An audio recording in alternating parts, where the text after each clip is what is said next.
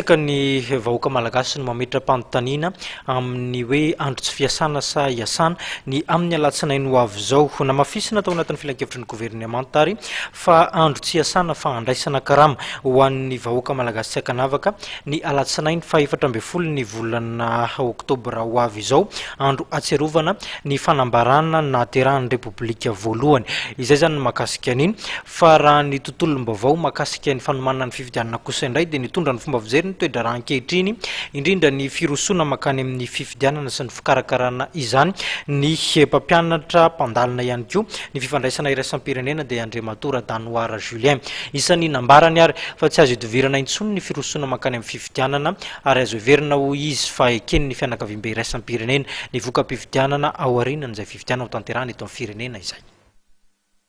Tsy azo idovirana intsony ny fifidianana ary anaiky izay voka-pifidianana mivoaka eo ny fianakaviam-be iraisam-pirenena hoy Andriamatoa Julien Radanoara raha nanazava ny fizotry ny toedra raha-pirenena ankehitriny ary nanadihady ny fihetsiky ny fianakaviam-be iraisam-pirenena. Anisan'ny teboka voateniny matetika ny resaka fitsapahan'ny fianakaviam-be iraisam-pirenena amin'ny toedra raha malagasy hoy Andriamatoa Julien Radanoara saingy no mafisiny fa nisy ny tsy fahaizan'ny malagasy mampiasa ny fiandrianam-pirenena tamin'ny famahanany krizy antony nahatonga ireo fianakaviam-be iraisam-pirenena niditra tamin'ny raharahan'i Madagasikara izany.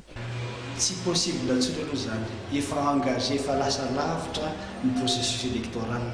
matoa tena hoe hitantsika hoe miroso be ao anaty loatra zao ny Union européenne aloha azo dia jereo ny communauté internationale amin'ny ankapobeny tsy possible intsony zany izy efa niteny hoe azo atao hoe zany fampihavana an'izany ao aoriana fifidianana tsika eo nge le olona amintsika tsika hoa afa ny hoe taxike souveraineté afa natao hoe droit à la souveraineté ary afa ny hoe exercice de la souveraineté. Ny droit à la souveraineté samy manana an'izay daholo na tany lehibe na tany mahantra na tany manana na tany tsy manana samy manana an'izay daholo fa ahoana kosa fampiasanao an'izay souveraineté zay fiandrianam-pirenena zay zay tsy mitovy tsika teto zao tsy nahay nampiasa an'izany efa nandeha daholo zava-drehetra vao hoe aiza ty aizy ty aizy ty raha nahay nampiasa an'izany manko tsika dia tsika samitsika teto ihany dia efa nahita vahaolana efa hatry ny ely. Dingana lava ny lalana makany amin'ny demokrasia hoy ity manam-pahaizana momba ny fifandraisana amin'ny any ivelany ity. Rehefa misy kosa ny ezaka hoy izy dia matetika mikipy maso ny fianakaviam-be iraisam-pirenena na dia tsy tomomba anazy ny firosoana amin'ny fifidianana. Tia ny apetraka eo zay ny azaka zany eto ka ninona zavatra miseho eto na olona vitsy ary ny fidy eto ka miseho io lany dia lany io zany dia reconnaître an'io ankatoavina zany zay olona lany io zay ny communauté internationale ankatoavina niza tsy valina niza ny iteny niza fa rehefa miteny izy hoe ataony élection dia atao tsy hoe mankatao an'izany ny tena na hoe faly amin'izany fa zay le zava-misy pratique internationale ataon'ny fianakaviam-be iraisam-pirenena zany. Resaka démocratie lava be zany lalana amin'izany izy mbola tsisy tena firenena nke teto antany hoe navita natanteraka an'izany hoe tena démocratie zany na izy amerikanina efa lasa lavitra ary fa hoe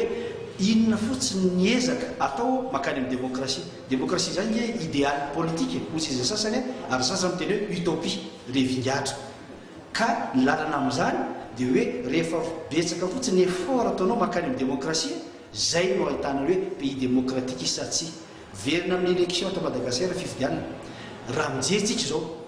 tsy fifidianana démocratique io raha tena hoe manaraka ny ao anatin'ny démocratie dia hoe élection juste libre transparente. Ambaran'Andriamatoa Julien Radanoara tamin'izany fa rehefa misy tombontsoa ny fianakaviam-be iraisam-pirenena amina toerana iray dia manao izay fomba rehetra izy ireo hanatanterahana ny hevitra izay tiany apetraka ary matetika dia tsy afa-manoatra ireo firenena izay heverina tsy matanjaka noho izy ireo.